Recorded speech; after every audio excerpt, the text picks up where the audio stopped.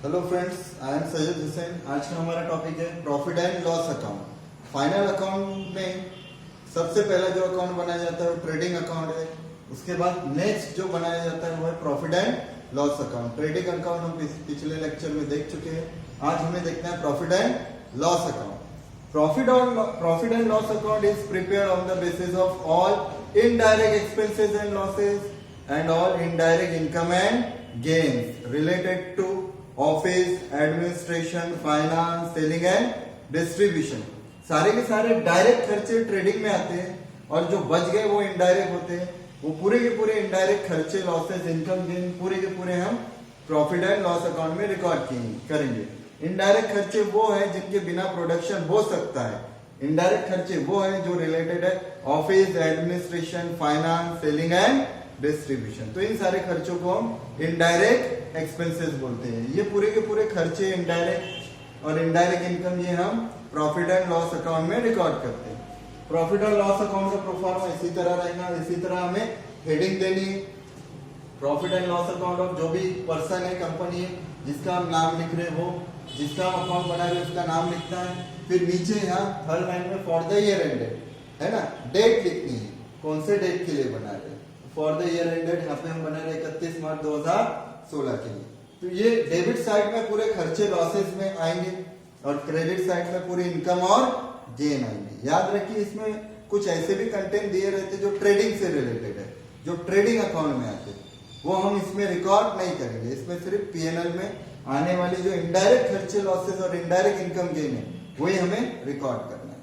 सबसे पहला आइटम जो इसमें आएगा वो ग्रॉस प्रॉफिट या ग्रॉस लॉस होता है। ट्रेडिंग अकाउंट में जो लास्ट में जीपी, ग्रॉस प्रॉफिट या ग्रॉस लॉस होगा, वो किसको ट्रांसफर किया जाएगा? पीएनएल। तो पीएनएल में सबसे पहला आइटम या तो ग्रॉस प्रॉफिट या ग्रॉस लॉस। ये क्वेश्चन है जिसके बेस पे हमें पीएनएल अकाउंट बनाना है और लास्ट में हम क्या निकालेंगे? नेट प्रॉफिट या नेट लॉस। तो पहले हम टिक कर लेते हैं कि कौन सा आइटम डेबिट में आएगा और कौन सा क्रेडिट में आएगा। सबसे पहले दिया है ग्रॉस प्रॉफिट। प्रॉफिट का अकाउंट हमेशा क्रेडिट होता है, क्रेडिट में आएगा। सैलरी खर्चा है, डेबिट में। रेंट एंड टैक्सेस भी खर्चा है, डेबिट में। ऑडिट फी खर्चा है, डेबिट में। कैरेज इनवर्ड, अब यहाँ पे दिया है कैरेज इनवर्ड और नीचे कैरेज आउटवर्ड। कैरेज का मतलब होता है गाड़ी भाड़ा, है ना। जो माल हम खरीद रहे या बेच रहे, बेचने के लिए मार्केट में भेज रहे, उसका गाड़ी भाड़ा। कैरेज इनवर्ड का मतलब होता है ये परचेज से रिलेटेड है। जो माल हम खरीद के गोडाउन तक ट्रांसपोर्टेशन पे ला रहे हैं वो कैरेज इनवर्ड होगा। ये ट्रेडिंग से रिलेटेड है, ये पीएनएल में आएगा नहीं, इसलिए इसको क्रॉस कर देंगे।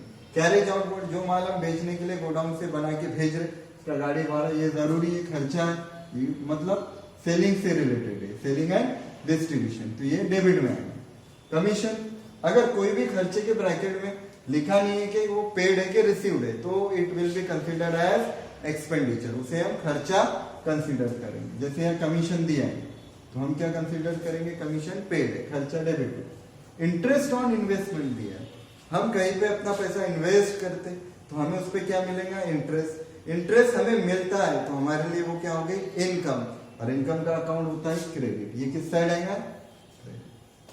डिस्काउंट रिसीव दिया, डिस्काउंट मिला तो इनकम, इनकम का अकाउंट क्रेडिट। अब यहाँ डिस्काउंट अलाउड भी, डिस्काउंट अगर हम दे रहे हैं तो डिस्काउंट अपने लिए खर्चा है और खर्चे का account debit. Bad debt, bad debt का मतलब पैसे डूब जाना, पैसे डूबना ये अपने लिए क्या है? लॉस है, और लॉस का अकाउंट क्या होता है? डेबिट, इसलिए ये डेबिट में है। डेप्रिसिएशन, एसेट की वैल्यू कम हो जाना, वो भी खर्चा है, डेबिट। अब देखिए ट्रेड एक्सपेंसेस, यहाँ पे ट्रेड एक्सपेंसेस लिखा है, बच्चे गलती वही करते हैं कि ट्रेड लिखा तो वो ट्रेडिंग में डाल देते हैं, जबकि ट्रेड रहो, ट्रेडिंग रहो, ये पीएनएल में आएगा, ट्रेडिंग में आएगा नहीं। एक नोट होती है कि अगर ट्रेड एक्सपेंसेस और जनरल एक्सपेंसेस दोनों साथ में दिए हैं तो ट्रेड ट्रेडिंग में जाएगा और जनरल पीएनएल में आएगा। लेकिन दोनों में से अगर कोई एक ही है, ट्रेड या जनरल, तो वो पीएनएल में आएगा। तो ये पीएनएल के ही डेबिट में है। ये हमने टिक कर लिया है। अब इससे वन बाय वन हम जो है इस प्रोफार्मा में पुट करके सॉल्व करते हैं। देखिए सबसे पहले क्रेडिट साइड में क्या है? जीपी, ग्रॉस प्रॉफिट को शॉर्टकट में जीपी लिखते हैं। कितना है जीपी? 5 लाख। इसके बाद दिया है सैलरी, खर्चा डेबिट में 1 लाख। नेक्स्ट है रेंट एंड टैक्सेस, खर्चा है ये भी, rent and taxes 40,000, 40,000, audit fee 10,000 debit में,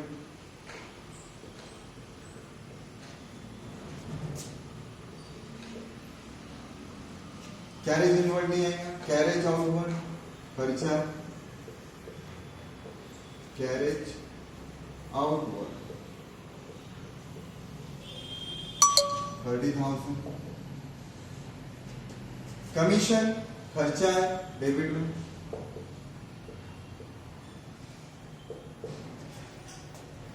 $15,000, इंटरेस्ट ऑन इन्वेस्टमेंट ये क्रेडिट में, interest on investment 25,000, discount received में ये क्रेडिट में है, डिस्काउंट रिसीव्ड 12,000, डिस्काउंट अलाउड खर्चा डेबिट में, शॉर्ट कर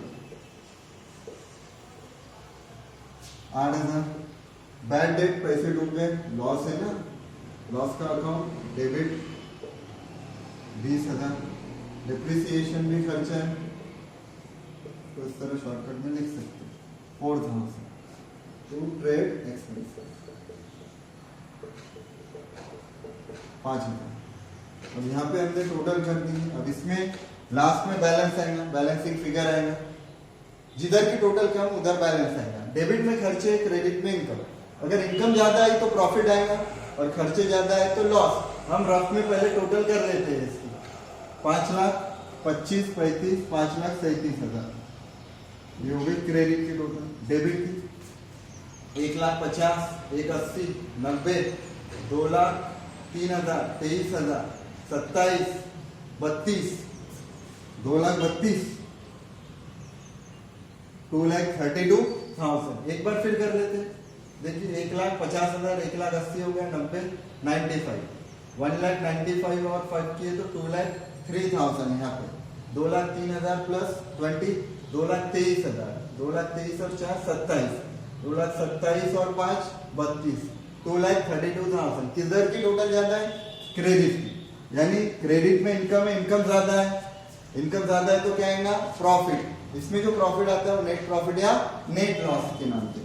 इस साइड की टोटल हमारी, इस साइड में आएगा आपका नेट प्रॉफिट और ये हम ट्रांसफर करेंगे, transfer to balance sheet, balance sheet में ट्रांसफर। अब कितना आएगा? क्रेडिट माइनस डेबिट, क्रेडिट की टोटल में से डेबिट की टोटल माइनस कर देंगे तो यह आ जाएगा 3,05,000। 5 प्लस 2 7, 3, 3 2 5, 3,05,000 ये अपना नेट प्रॉफिट आ गया और दोनों साइड की टोटल आ जाएगी 5,37,000।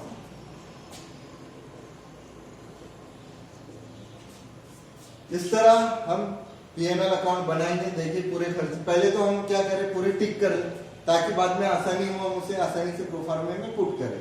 पहले हम टिक कर ले कौन से खर्चे, कौन सी इनकम है, खर्चे डेबिट में, इनकम क्रेडिट में, पूरे खर्चे पे डेबिट में लेके पूरी इनकम क्रेडिट में, लास्ट में टोटल करें।